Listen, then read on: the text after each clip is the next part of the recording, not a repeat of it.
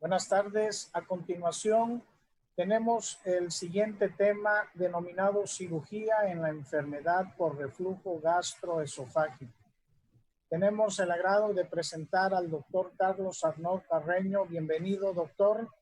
El doctor Carlos Arnaud es cirujano general egresado de la Facultad de Medicina de la Universidad Autónoma de Oaxaca, con posgrado en cirugía general en el Centro Médico Nacional Adolfo López Mateos del Hospital del Iste.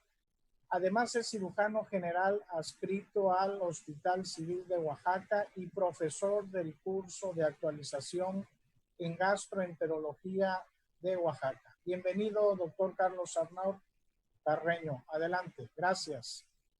Gracias, doctor Julio, muy amable por la invitación. Doctor Federico, un abrazo muy fuerte. Doctor Menjueiro, gracias por su amable invitación. El tema es manejo quirúrgico del reflujo gastroesofágico en adultos. El reflujo se manifiesta por síntomas inespecíficos que incluyen pirosis, regurgitación, disfagia, laringitis, problemas dentales, asma de inicio en la edad adulta y neumonía por aspiración. La modificación del estilo de vida y los medicamentos son el tratamiento de primera línea. En los Estados Unidos se ha visto una prevalencia estimada del reflujo en la población de 300 millones de aproximadamente el 40% de su población. O sea, estamos hablando de 120 millones de norteamericanos que han tenido reflujo por lo menos en el mes anterior. De este 40%, el 40% persisten con síntomas por reflujo aún con los inhibidores de la bomba de protones. Ese 40% se investiga y resulta que el 40% su reflujo es no ácido sintomático y ellos son la friolera de 19.2 millones de norteamericanos. ¿Qué pacientes son los que se benefician más con la cirugía? Bueno, es obvio los que tienen mayor exposición esofágica al jugo gástrico, esfínter esofágico inferior mecánicamente defectuoso y el tercero, aclaramiento esofágico ineficaz. Esa es la tríada para ver qué pacientes son los que se benefician muy bien.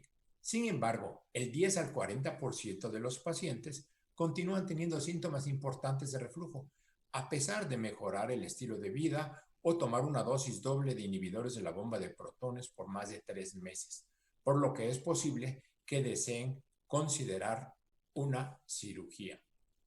El manejo quirúrgico generalmente se reserva para pacientes que tienen síntomas persistentes o desarrollan complicaciones, a pesar de un tratamiento médico óptimo, o en pacientes que no pueden tolerar o no cumplen, o peor aún, o que no desean tomar medicamentos de por vida, y ahí se puede considerar. Sin embargo, los síntomas pueden no deberse a una exposición excesiva al ácido esofágico, sino a otro diagnóstico, como por ejemplo, los síntomas se pueden deber a hipersensibilidad al reflujo, pirosis funcional, una malignidad o enfermedad extraesofágica. En consecuencia, estos pacientes deben ser evaluados adecuadamente antes de pensar en una cirugía. Por lo que si no se cumple con criterios como el tener un esfínter hipotenso o una exposición alta al ácido, se debe reflexionar muy bien si la cirugía es la mejor alternativa. Sin embargo, se puede tomar la decisión de una cirugía en algunos grupos de pacientes, como los respondedores al tratamiento, pero que presentan complicaciones secundarias al reflujo, o bien en pacientes jóvenes con un esfínter hipotenso y que no desean tomar medicamentos por toda la vida. Asimismo, se podría considerar la cirugía en pacientes que regurgitan grandes volúmenes débilmente ácidos o alcalinos debido a una incompetencia del esfínter y que aún estando medicados presentan síntomas atípicos no gastrointestinales como la tos o el asma. Pero en este último grupo, los resultados quirúrgicos de los pacientes son controversiales, a diferencia del paciente con síntomas típicos gastrointestinales, a los cuales a este último grupo se le debe evaluar con mucho cuidado. ¿Qué es lo que hay que hacer a los pacientes? Es obligada, antes de una cirugía, una endoscopía superior en búsqueda de lesiones esofágicas o gástricas en aras de que el paciente no tenga malignidad. El esófagograma es controversial, sin embargo, se puede demostrar la longitud del esófago, la presencia de una hernia yatal de cualquier tipo. Es cierto que en la cirugía ya con la laparoscopía en marcha se puede decidir si este paciente tiene estos problemas, si tiene un esófago corto, si, qué cantidad de esófago intraabdominal tiene, o la presencia de una gran hernia del hiato que no reduce en la posición de pie. Sin embargo, es mucho mejor tener la idea clara antes de la cirugía. La prueba del pH esofágico, un tiempo de exposición al ácido mayor al 6% en un paciente dependiente de inhibidores de la bomba de protones con síntomas típicos, predice resultados satisfactorios con la cirugía antirreflujo. Los pacientes con síntomas atípicos pueden requerir una prueba de impedancia para documentar el reflujo proximal y no ácido. La impedancia intraluminal se realiza en combinación con la manometría y está indicada para documentar el reflujo débilmente ácido o no ácido en pacientes que son refractarios a los IVPs. Esto también puede ayudar a descubrir otro tipo de patologías. Para determinar si un paciente en particular, por ejemplo, que tenga tos, está asociado al reflujo, esta tos, se usa mejor el índice de síntomas o la probabilidad de asociación sintomática. Para tomar una decisión quirúrgica depende en gran medida el número de síntomas que presenta el paciente durante el periodo de prueba. La manometría va a revelar una presión más baja del esfínter y también una longitud disminuida del esfínter dentro del abdomen, siendo estos los factores para el desarrollo del reflujo. Los pacientes con reflujo crónico, el 60% se ve que tienen un esfínter incompetente y el 40% restante un aumento de las relajaciones transitorias. Estos datos son importantes para decidir qué tipo de fundoplicatura es la que se le va a hacer al paciente. Pero también en ocasiones la manometría nos dice que el paciente tiene una esclerodermia o una acalasia y ahí desde luego que la cirugía antirreflujo puede estar contraindicada. Es importante valorar el vaciamiento gástrico, ya que este se debe de realizar en un paciente con síntomas de reflujo y la posibilidad de la obstrucción a la salida gástrica o gastroparesia, porque si no el paciente va a tener permanentemente ese síndrome de la burbuja atrapada. La cirugía, pues, ¿cómo se va a diseñar? Es importante corregir un esfínter hipotenso o corto.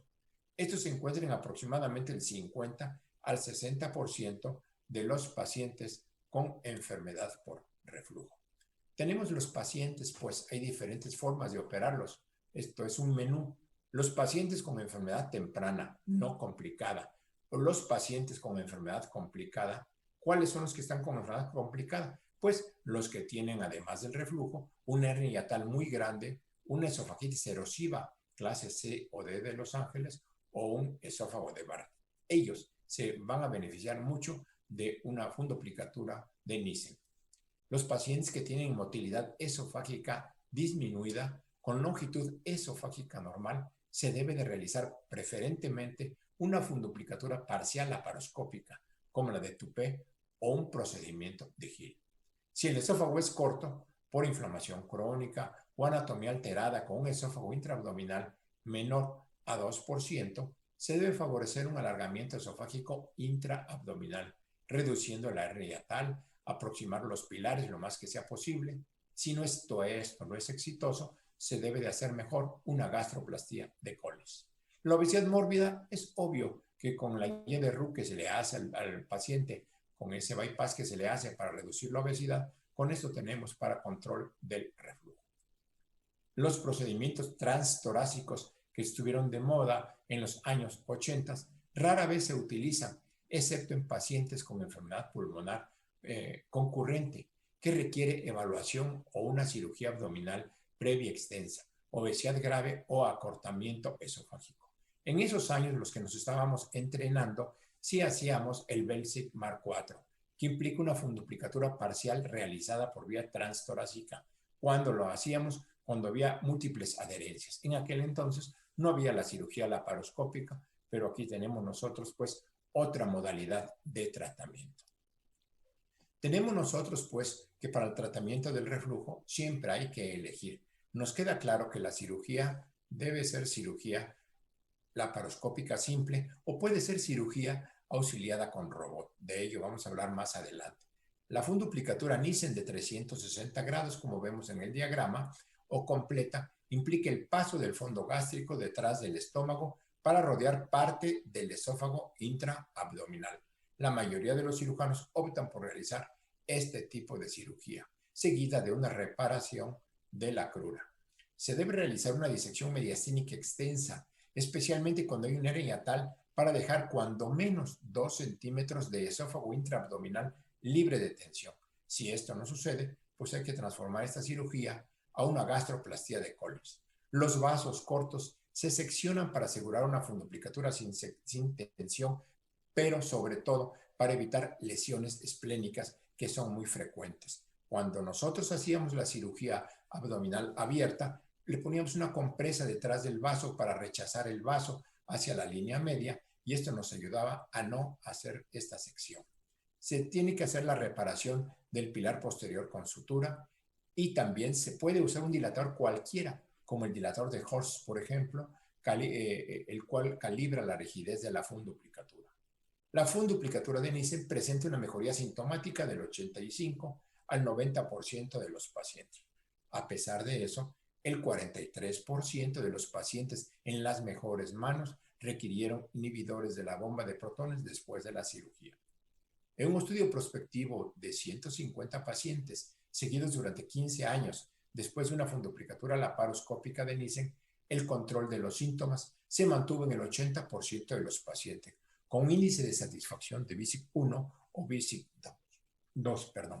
También mostraron una mejoría objetiva según la endoscopía, la manometría esofágica y la monitorización del pH.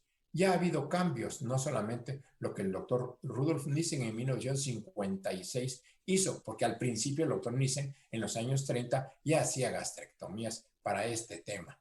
Bueno, pues una modificación por el doctor Rossetti, que es sin una envoltura de 360 grados, sin seccionar los vasos gástricos cortos. Recuerden que esta cirugía se hizo en la época en que no había cirugía laparoscópica. Las funduplicaturas parciales, también muy en boga y se deben de usar en sus casos, es una envoltura posterior parcial de 270 grados, la cual fue ideada por el doctor André Tupé en 1963. Esto es para pacientes con anomalías motoras asociadas graves. Si no se hace este tipo de cirugía, el paciente puede tener disfagia permanente. También se ha descrito una envoltura anterior parcial de 180 grados, la descrita por el doctor Dor o el doctor Vicente Warner en el Hospital de La Raza. También tenemos nosotros la cirugía de Collins, que no es más que una sección del ángulo de Gis en la curvatura mayor para hacer más largo este tubo esofágico. Esto es para un esófago corto, desde luego, y se hace la funduplicatura de 360 grados. La siguiente cirugía que podemos nosotros exponer es el dispositivo de Link. Este dispositivo ha ido y ha venido de acuerdo a las modas. Es el aumento de un esfínter con un mecanismo magnético que se llama Link. Funciona aumentando el tono del esfínter con un anillo formado por una serie de imágenes de tierras raras, con suficiente atracción para aumentar la presión del cierre del esfínter, pero permite el paso de los alimentos al tragarlos. Es obvio que no se debe colocar en pacientes con una hernia tal grande o con una esofagitis grave. Lo bueno es que sí se puede meter al paciente a resonador sin problemas con este esfínter. Produce aumento general de la presión de reposo del esfínter de 18 a 23 milímetros después del procedimiento y la peristalsis se mantuvo estable. No se produjeron erosiones, migraciones o mal funcionamiento del dispositivo. La capacidad de eructar y vomitar cuando era necesario se mantuvo en todos los pacientes. La disfagia temprana, que es el azote de toda esta cirugía, generalmente se resuelve en unas pocas semanas. Este procedimiento se ha comparado con la funduplicatura laparoscópica de Nissen en varios metaanálisis y los cuales son similares sus tasas de éxito. También tenemos que la cirugía no solamente va a ser una cirugía laparoscópica tradicional, sino en México ya hay 10 sitios o un poco más, mis estadísticas son de hace un par de años, 10 sitios que tienen el robot Da Vinci. Este robot no es tan sencillo porque primero hay que tener $2.5 millones para adquirirlo y segundo son cirugías tan caras que cuestan alrededor de $200,000 en adelante. Consta de una consola ergonómica, un carro quirúrgico que sostiene y moviliza los instrumentos, una torre de visión que controla las cámaras. Lo interesante, sus brazos giran 520 grados, esto es los 380 para un lado y para el otro lado también, y sostener simultáneamente 3 utensilios quirúrgicos. Tiene una cámara tridimensional que se introduce en el cuerpo del paciente a través de 4 o 5 incisiones de poco más de 1 centímetro. Las ventajas. Al igual que el brazo y la mano humana, los instrumentos robóticos tienen 7 grados de libertad que facilitan la sutura y esto ya es muy superior a la cirugía laparoscópica tradicional. Estabiliza los instrumentos dentro del campo quirúrgico, no hay de que se le dice al camarógrafo, por favor no te estés moviendo, por favor no me estés moviendo la cámara porque no veo adecuadamente, aunque esté muy bien entrenado. Todos los instrumentos electroquirúrgicos están disponibles con la muñeca, excepto el bisturí armónico que no la tiene. Y cada vez se van desarrollando e innovando herramientas inteligentes que incluyen dispositivos de succión, irrigación de muñeca y un dispositivo de grapado. ¿Cuál es el único inconveniente, además del precio que tiene? Que el cirujano no siente la resistencia del tejido cuando el instrumento se encuentra o para manipular tejidos, y esto, si no hay mucho cuidado o experiencia, se pueden lesionar estos. En general, la cirugía, la fundoplicatura laparoscópica, tanto de Nissen o de Toupet, se ve que más o menos tienen la misma satisfacción posoperatoria, la recurrencia y las tasas de reintervención o apoyo con medicamentos. Las recurrencias fueron similares y más o menos en la escala de Bisi se encuentran entre el 1 y el 2 de satisfacción. Las complicaciones quirúrgicas agudas más frecuentes son la lesión gástrica o esofágica, lesión esplénica o esplenectomía, neumotórax, hemorragia, neumonía, fiebre, infecciones de heridas, distensión abdominal y disfagia. Y son lesiones que que cualquiera puede estar sujeto a tenerlas, cualquiera que esté operando esto. Aunque las pruebas preoperatorias no puedan predecir de forma fiable la disfagia posoperatoria, el mejor predictor es paciente que tiene disfagia preoperatoria, seguro que va a tener disfagia posoperatoria.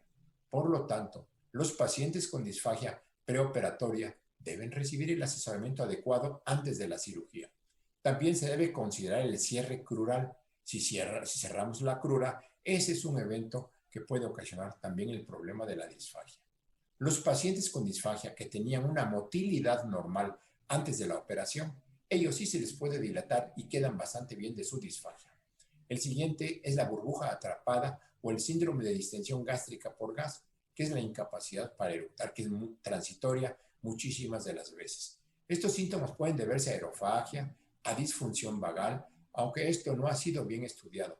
También se puede deber en parte a una disfunción en el vaciamiento gástrico, que puede no haber sido reconocida preoperatoriamente o simplemente ser secundaria a una lesión vagal inadvertida. En pacientes con síntomas leves se puede dar simeticona, comprimidos de carbón, metoclopramida y eritromicina. Los síntomas tienden a disminuir con el tiempo y la tasa de mortalidad de los pacientes en general es inferior al 2%. El fracaso de la cirugía. Esto es importante. La cirugía antirreflujo tiene una tasa de fracaso del 10 al 15%. El fracaso operatorio generalmente se define como síntomas persistentes, recurrentes o de nueva aparición. Los síntomas principales del fracaso van a ser el reflujo y la disfagia. Los factores de riesgo: tenemos el sexo femenino con una razón de momio superior a la unidad y la edad avanzada con una razón de momios de 1.41. La cirugía de revisión, finalmente, el 5 al 10% de los pacientes operados necesitarán cirugía de revisión. Esto es una segunda cirugía.